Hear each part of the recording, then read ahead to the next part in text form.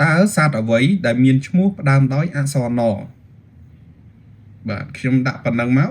បន្ទាប់មកខ្ញុំបាទចុច search អ្នកគ្នាថ្ងៃនេះខ្ញុំនឹងបង្ហាញកម្មវិធី AI ចំនួន3ដែលវាមានអត្ថប្រយោជន៍យ៉ាងច្រើនយ៉ាងពិសេសសម្រាប់បងប្អូនយើងជាអ្នកសិក្សាអ្នករកស៊ី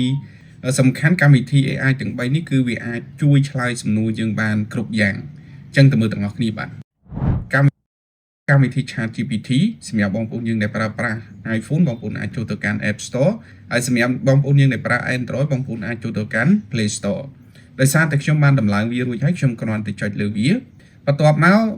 បងប្អូនយើងត្រូវធ្វើការចុះឈ្មោះបាទកម្មវិធីហ្នឹងជាមួយនឹងបាទ Gmail អញ្ចឹងនៅពេលដែលបងប្អូនដំឡើងថ្មីវាចេញបែបនេះបងប្អូនយកពាក្យថា continue បាទបន្តមកទៀតបងប្អូនយកពាក្យថា sign up ខាងលើនេះបាទហើយបងប្អូនចុចកន្លែង continue with Google អញ្ចឹងបងប្អូនចុចកន្លែងហ្នឹងមកបន្ទាប់មកវានឹង load ចេញបាទ Gmail ដែលមាននៅក្នុងទូរស័ព្ទរបស់បងប្អូនហ្នឹងអញ្ចឹងបងប្អូនអាចជ្រើសរើស Gmail មួយមកឧទាហរណ៍ថារបស់ខ្ញុំនេះខ្ញុំមាន Gmail បាន lock ចូលទូរស័ព្ទនឹងចំនួន3អញ្ចឹងខ្ញុំរើសមួយក្នុងចំណោម3ហ្នឹងខ្ញុំចុចលើ Gmail មួយនេះហើយយើងរងចាំវាមក play ទៅបន្ទាប់មកវានឹងឲ្យយើងប្រើប្រាស់បាទឧទាហរណ៍ថាខ្ញុំចង់ដឹងសំណួរមួយពីកម្មវិធី ChatGPT ហ្នឹងអញ្ចឹងខ្ញុំគ្រាន់តែសរសេរជាអក្សរតើសត្វអ្វីដែលមានឈ្មោះផ្ដើមដោយអក្សរ N បាទខ្ញុំដាក់ប៉ុណ្ណឹងមកបន្ទាប់មកខ្ញុំបាទ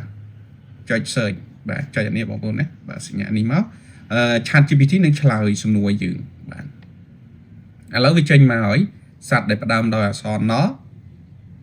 បាទគឺមានដូចខាងក្រោមនេះបងប្អូនឃើញទេបាទហើយបើសិនជាឲ្យយើងរនឹកយើងនឹកអត់ឃើញទេចឹងបងប្អូនអាចសាកសួរ ChatGPT បានហើយបងប្អូនអាចបាទឲ្យវាពិពណ៌នាបន្ថែមទៀតបើសិនជាបងប្អូនចង់ដឹងឧទាហរណ៍ថាយើងចង់ដឹងថាតើសត្វទាំងនោះមានរូបរាងយ៉ាងដូចម្ដេចអីចឹងទៅទី2ជាកម្មវិធីមួយដែលកំពុងពេញនិយមដែរគឺ Google Gemini បើសិនជាបងប្អូនប្រើ Pro បងប្អូនអាចធ្វើជាវីដេអូដោយដែលគេកំពុងបង្ហោះល្បីនៅក្នុង Facebook បានផងដែរឥឡូវដើម្បីអាចប្រើប្រាស់កម្មវិធីនឹងបានបងប្អូនអាចចូលទៅកាន់ Play Store ឬ App Store ហើយដាក់ថា Google Gemini បាទឥឡូវខ្ញុំដំឡើងរួចហើយនេះកម្មវិធីហ្នឹងគឺមានរូបរាងបែបនេះខ្ញុំគ្រាន់តែចុចលើវាបន្ទាប់មកបងប្អូនត្រូវចុះឈ្មោះវាជាមួយនឹង Gmail ដូចគ្នាបាទដោយសារតែ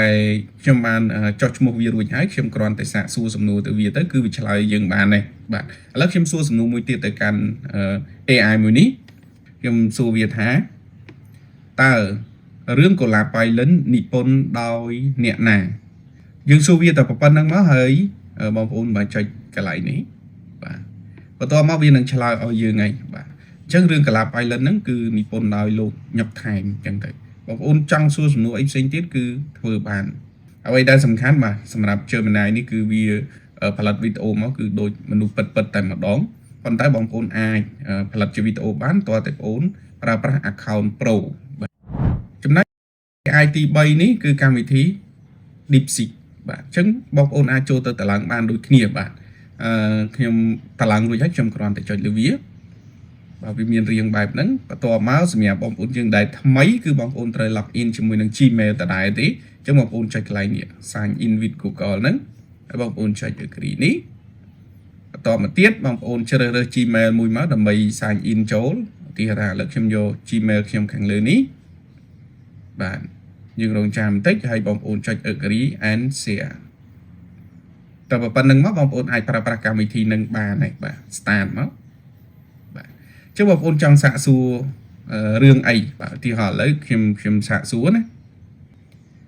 តើប្រទេសកម្ពុជាចូលជាសមាជិកអាស៊ាន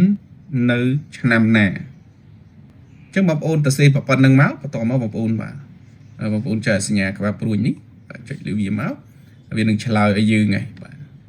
ហើយវាអាចលម្អិតឲ្យយើងបានច្រើនទៀតបងប្អូនណាបាទអញ្ចឹងមានកម្មវិធី AI ទាំង3ហ្នឹងបងប្អូនគឺស្រួលវាសម្រួលការងារដល់យើងមិនថាអ្នកសិក្សាបាទអ្នករកស៊ីឬក៏អ្នកធ្វើការអីផ្សេងទេយើងមានអីឆ្ងល់ចង់ឲ្យវាធ្វើការឲ្យយើងគឺវាធ្វើបានបាទអញ្ចឹងវាជាជំនួយស្មារតីដល់យើងមួយពេលខ្លះនៅពេលដែលយើងឆ្ងល់យើងអត់ដឹងថាតើត្រូវទៅសួរអ្នកណាទេអញ្ចឹងបងប្អូនមានកម្មវិធី AI ហ្នឹងបងប្អូនអាចសាកសួរវាហើយវាធ្វើការឲ្យយើងបានច្រើនជាងនឹងច្រើនដងទៀតបងប្អូនខ្ញុំ AI ទាំង3នេះដល់បងប្អូនយើងប៉ុណ្ណឹងសិនចុះហើយខ្ញុំសូមបញ្ជាក់វាមានសមត្ថភាពច្រើនជាងនឹងទៅទៀតអ្វីដែលសំខាន់បងប្អូនអាចសាកល្បងតឡើងបាទហើយរៀនជាមួយវាទៅឆ្ងល់អីបងប្អូនសួរវាទៅបាទ